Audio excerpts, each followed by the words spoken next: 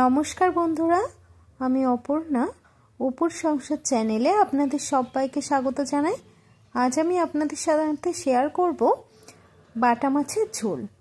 শীতকালের গরম ভাতে কিন্তু এইরকম শিম, বেগুন, বড়ি, আলু দিয়ে বাটা মাছ ঝোল করলে খুবই ভালো লাগে। তো চলুন, এখানে দেখুন আমি কেটে নিয়েছি বড় বড় করে একটু শিমগুলো কিন্তু গোটা শিম আমরা মাঝখান থেকে একটু কেটে নিয়েছি। আর এখানে দেখুন বেগুনগুলোও কিন্তু একটু বড় করে কেটেছি। আর তরকারি করার জন্য এই বেগুনগুলো কিন্তু খুবই ভালো লাগে। আর এখানে আলুগুলো কিন্তু একটু বড় বড় করে কেটে নিয়েছি। আর এখানে আছে কাঁচা লঙ্কা, তবে লঙ্কাগুলো আমরা একটু চিড়ে নিয়েছি। আর এটার মধ্যে আদা জিরে বাটা। তো সমস্ত উপকরণ কিন্তু রেডি। এবার বাটিতে মধ্যে দিয়ে দিচ্ছি আমরা কেটে রাখা বাটা মাছ।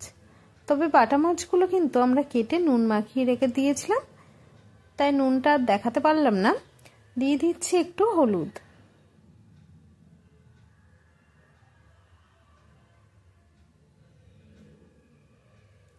হলুদটা দিয়ে কিন্তু আমরা মাছগুলো খুব ভালো করে মেখে নেব।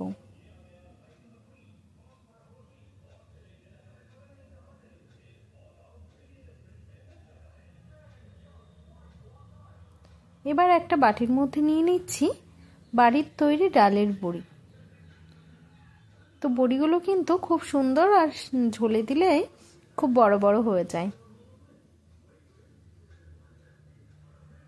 এবার কড়াইতে দিয়ে দিচ্ছি সর্ষের তেল।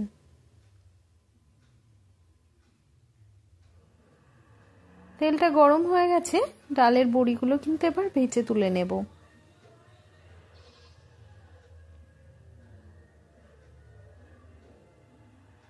তো দেখুন বড়িগুলো কিন্তু ভাজা হয়ে গেছে। বড়িগুলো যখন একটু লাল লাল হয়ে আসবে তখনই কিন্তু তুলে নিতে হবে।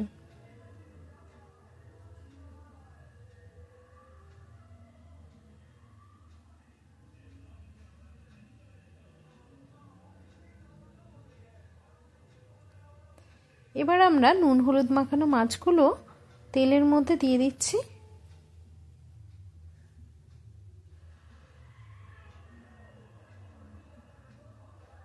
তো দেখুন সব মাছগুলোই কিন্তু আমরা দিয়ে দিয়েছি, ভাজাও হয়ে গেছে।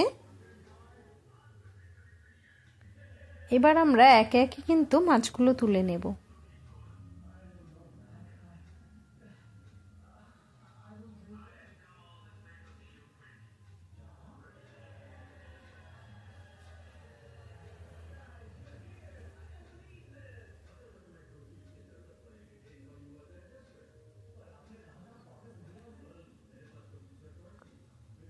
তো দেখুন ভাজা হয়ে গেছে। এবার ওর মধ্যে কিন্তু আমরা তেল দিচ্ছি না, এই তেলেই কিন্তু রান্না হয়ে যাবে। তো জিরে ফোড়ন আর তেজপাতা দিয়ে দিচ্ছি। আর দিয়ে দিচ্ছি চেরা কাঁচা লঙ্কাগুলো।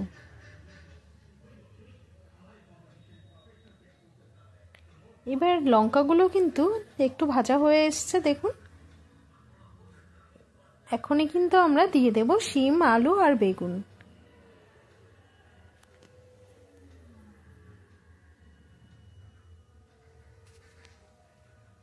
এবার দিয়ে দেব একটু হলুদ আর একটু লবণ। তবে লবণটা কিন্তু এই সময় যদি আপনারা ঠিকঠাক দেন তাহলে কিন্তু তরকারিটা খুব ভালো লাগবে খেতে।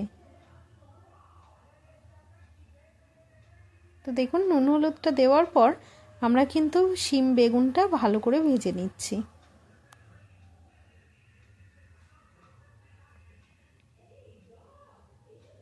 এভাবে কিন্তু শিম, আলু আর বেগুনটা খুব ভালো করে ভাজতে হবে। তো দেখুন ভাজা হয়ে এসছে। এখনই কিন্তু আমরা দিয়ে দিচ্ছি আদা জিরে বাটাটা। আদা জিরের মধ্যে একটু কিন্তু জল দিয়ে নিয়েছি, তাহলে মশলাটা লেগে যাবে না, ভালোভাবে কষানো যাবে। তো খুব ভালো করে কিন্তু আমরা এটা কষিয়ে নিচ্ছি। তো কষানো হয়ে গেছে। আবারও হালকা একটু নেড়েচেড়ে নিয়ে এবার দিয়ে দেব ডালের বড়িগুলো।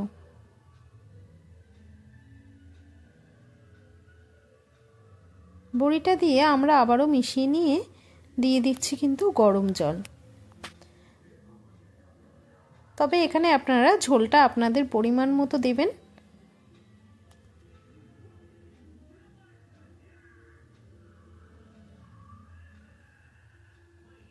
তো দেখুন ঝোলটা কিন্তু ফুটে উঠেছে। এখনই কিন্তু আমরা দিয়ে দেব মাছগুলো।